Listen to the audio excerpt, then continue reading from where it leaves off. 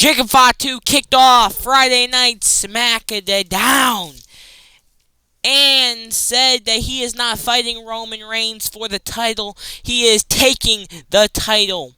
Jacob says when they were younger that they said that Roman was the future and didn't see nothing in Jacob. And now they want to talk to Jacob and be friendly. Jacob says that they want him to fall in line because not to protect him, but to protect Roman Reigns. The Usos come out, and Jimmy says that they're not there to change his mind, and Jimmy says he is proud of Jacob, and a part of him wants Jacob to win, but the other part of Jimmy knows that this is not going to end well for Jacob. Jay says that he has lived what Jacob is doing right now, but Roman is going to beat TA mentally and physically, and it's going to happen right in front of Jacob's family. Jimmy says that when Jacob loses at Backlash in front of his kids and his wife, they will acknowledge tribal Roman Reigns as their tribal chief. Then Jacob says that there will be no losing, and Jay shouldn't be talking because he has never beaten Roman, and the only thing that his family is going to see is when he becomes the new World Heavyweight Champion. And before Jacob left the ring, he says that he is willing to die for his. Is Roman willing to die for his? Hell no. Jacob says that if the Usos think about interfering in his match at Backlash tomorrow, he will burn down the entire family tree. So Jacob Fatu is very serious about this, and he will literally kill all of his family members. What I got from this, at least, if they come anywhere near this match at Backlash. So I would be scared if I was Roman and the Usos interfered. I won't lie, because that would be kind of scary. So, yeah. Anyway, it was time for the United States Women's Championship match where you had Tiffany Stratton taking on Kiana James. Kiana James had a nice headlock on Tiffany Stratton. Tiffany Stratton bounced her off the ropes. Kiana James put Tiffany Stratton into a single leg Boston Crab. Then we see a big cartwheel elbow into the corner to Kiana James from Tiffany Stratton. Big stunner from Tiffany Stratton. Then we see Kiana put Tiffany Stratton into the corner and starts ramming her in the corner. Then she does a backhand spring out of the corner, runs at Tiffany Stratton. Tiffany Stratton dodges and letting Kiana James go flying straight into the LED ring post. Then we see the referee get distracted from Julie after Julie climbs on the top rope and says blah blah blah blah blah. Kiana hits a nice roll up, but the referee was still being distracted by Julia, so the referee couldn't count the pin for anything. Then we see Tiffany hit Julia off the top apron. We see Kiana James go for a kick, but it gets dodged into an elbow, into a nice rolling senton into the prettiest moonsault of all time for 1, 2, 3, and still the United States champion Tiffany Stratton. So congratulations to Tiffany for retaining her championship. Next, we saw Tala Tonga take on Damian Priest in a pretty crazy match because Damian Priest immediately jumped Tala Tonga and just started punching him in the corner and taking him down with a big, nice forearm. Then they go on the outside. We see them get taken out. Damian even scares Solo to the corner, which I am still kind of confused. Is that Alan? Is that Alan Owens right there? I don't know. Maybe. Is that Alan Owens right there? Right there? Is that Alan? I don't really know. But, where is that? Anyway. Yeah, anyway, we see Damian scare Solo into the corner. But as Damian went for this side kick to Tala Tonga caught him, picked him up, and slammed into the LED ring post, making this nasty sound. and then dumped him on the announcer's table clean. Then after we came back from commercial break, we see Tonga go for his big elbow drop where he misses Damien. Damien kicks him in the side of the head a couple of times, even in the back, and kept kicking him straight in that side of the face multiple times, even knocking him down. Then they go on the outside. Damien hits a accidental slam, then decides to not punt kick, just kick Solo straight in the chest, sending him over and out of the chair. Then we get back in the ring. We see Damien climb the top rope, does a little jump from the top rope, doing landing on Tonga. Then all of a sudden, Tonga, after having been seen since like last week, he runs down to the ring, distracts the referee. Then Solo gets on the other side. Damien grabs Solo, and then Solo pulls Damien Priest down. Then we see a nasty clothesline from Tonga to Damien Priest. Then the crowd chanting, "We want truth! We want truth!" Then R-Truth comes out. He takes out Tonga and Solo Sikoa. Then as we see Tonga set up R-Truth for a big Samoan spike, we see Damien Priest stop Solo Sikoa, slamming Solo into Tonga. Then he got back in the ring, but sadly Tonga had enough time to recover and have time to breathe. So by the time Damien Priest got back in the ring, he got hit with a big choke slam for the 1-2-3, and the winner of the match, Tonga. So congratulations to Tonga for winning the match. But as the MFTs were about to attack Damien Priest and R-Truth, we saw Royce Keys come out. And this set let Solo say, "Back up, man. Back up. Back up. Come on, man. Back up. We can't see this happening." Because, I don't know, apparently they're scared of Royce Keys. But one thing I need to say is, oh my god! The MFTs look so weak without Loa, the greatest wrestler of all time. Tonga Loa.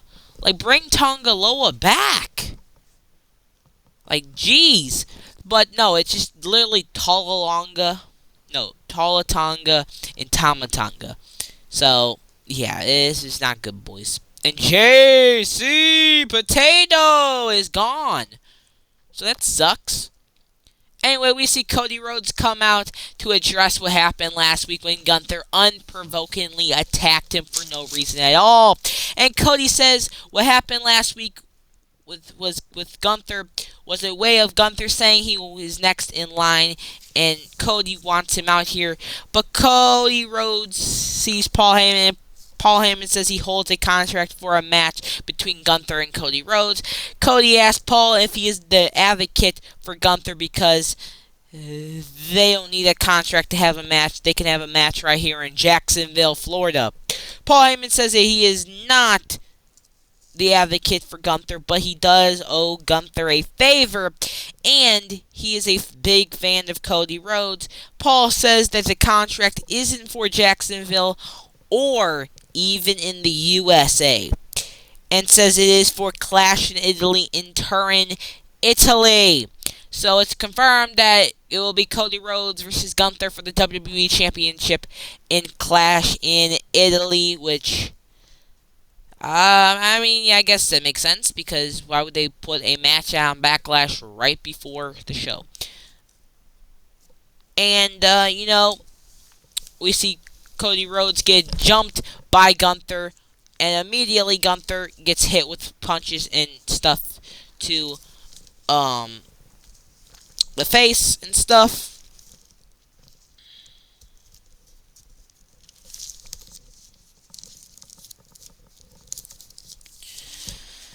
Then all of a sudden Cody gets jumped by Gunther, getting put into a sleeper hold, but then Cody fights out of it. He gets put back into it again. Cody grabs the microphone, hits Gunther right in the head with it. Gunther puts it in again.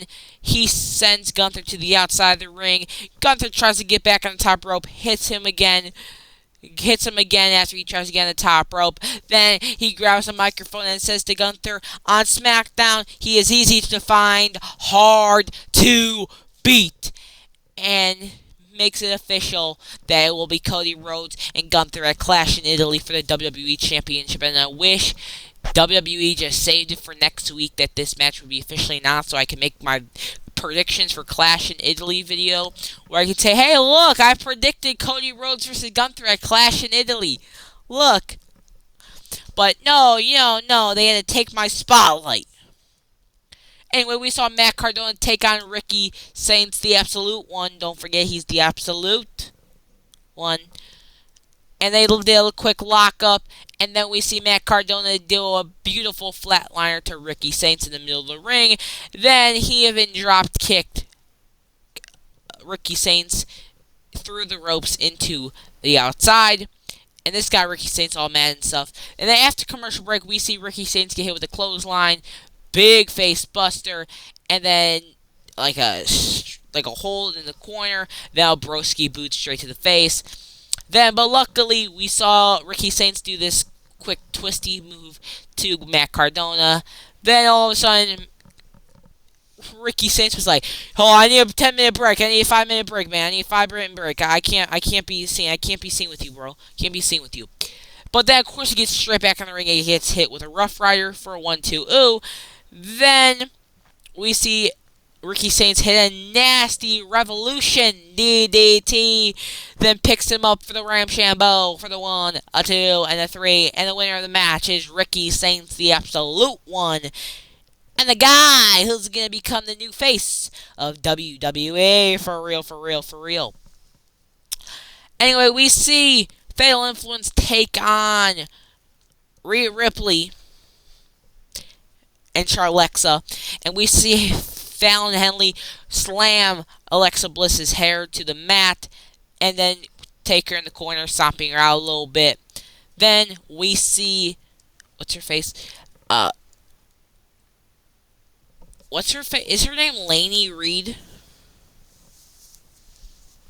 Wait, is her name Lainey Reed? Is that her name? Hold on. Is that her name, Lainey Reed? Hold on. Is that her name? Yeah, that's her name. Her last name is Register? Hold up. Does that say Register? Holy, her name is Register. That's crazy. Is that Register? Hold up.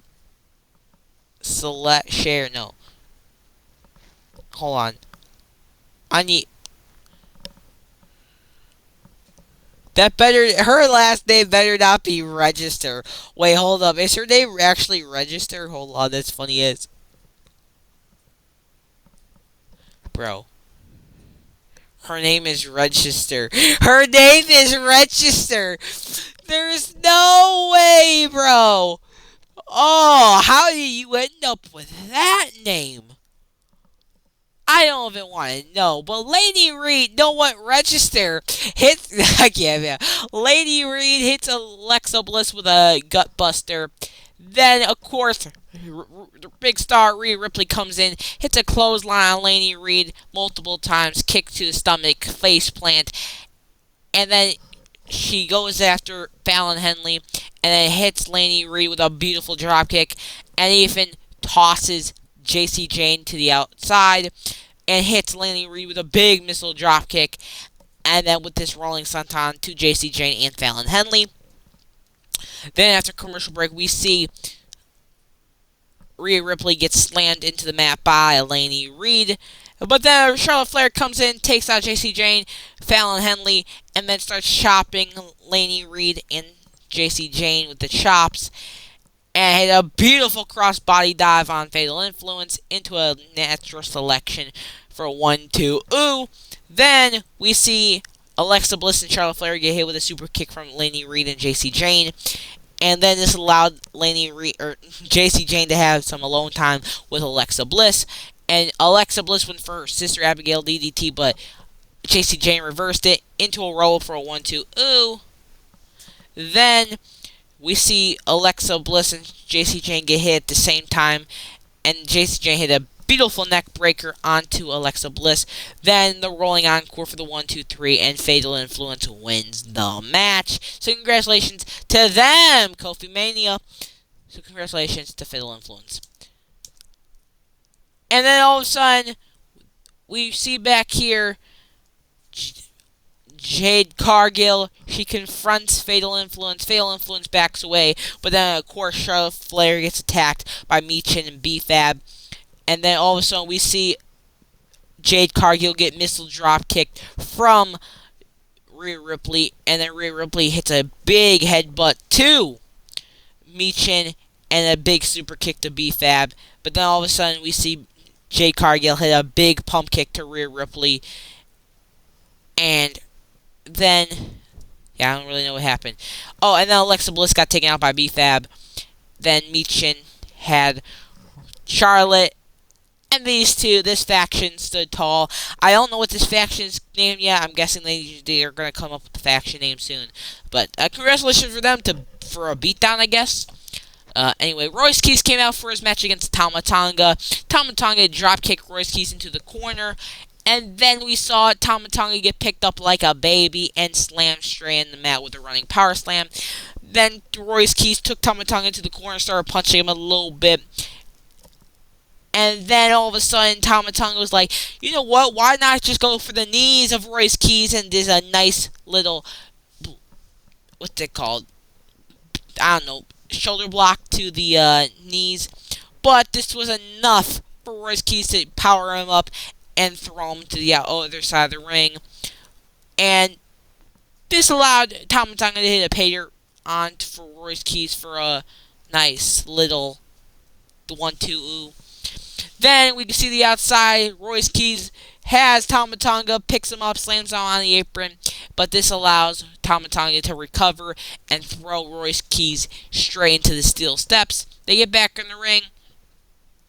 We see this nasty little turning reverse Cody Cutter type move from Tama Tonga. It looked pretty cool.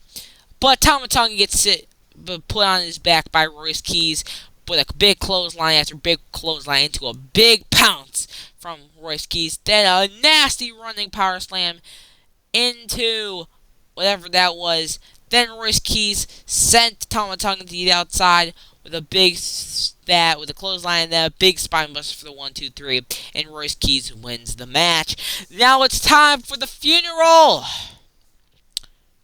of Gingerbread Man. Trick Willie comes out with a big cup of nice milk and even pours it out for his homie. He gets in the ring, looks at the coffin of the Gingerbread Man, and starts singing a little song, A Why Gingerbread Man, about Gingerbread Man and why he was taken so soon. Then they decided to take a trip down memory lane, looking at all the old pictures of Gingerbread from when he was first born. Like, look at him, a hot, steamy gingerbread man. So, man, look at him, steaming, came straight from the oven. And his parents, look at his parents. Then his very gingerbread man at prom, him committing to South Carolina headquarters, him taking a picture at WWE headquarters, him climbing Mount Everest, and then him, Little Yachty, and Trick Williams at the Grand Canyon. Man, he was taken too short. He was taken way too soon. Had a whole life ahead of him. But it sucks, man. It sucks. But then Sami Zayn undeservingly got on stage and interrupted the funeral of the Gingerbread Man, going crazy, and says that everybody has been putting up with this all night, and he says, am I crazy or am I not?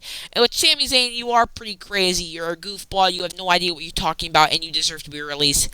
And Aleister Black deserves to be hired again. And Sami Zayn says that having TV time and having the United States Championship used to have prestige. But now, it's nothing. It's nothing. And Sammy complains that Trick Williams spent way too much money on the funeral of the Gingerbread Man, which I disagree. Trick, you did a phenomenal job of planning the Gingerbread Man's funeral. I'm glad you did it. And then Sami Zayn says that this is now personal, and he's going to expose Trick Williams for the fraud he is. Which the only fraud here is Sami Zayn. And then Sami Zayn did it. Just punched another man at another man's funeral. That is disgusting. Disgusting, I say. And just started beating Trick Williams down. When Trick Williams is already down because he is grieving the loss of a friend in Gingerbread Man. And then he gets all close with the United States Championship. Blah, blah, blah, blah, blah, blah, blah. Then is that fraud Sammy Hogan is celebrating. We see the Gingerbread Man rise from his casket. And then it was Little Yachty. Little Yachty took that kendo stick and whacked it right back across the back of Sami Zayn, hitting him a couple of times, and then letting Trick Williams hit a trick shot on this disgusting human being in Sammy Hogan. And Lil Yachty and Trick Willie were celebrating in the middle of the ring, and of course grieving the loss of the funeral of Gingerbread Man.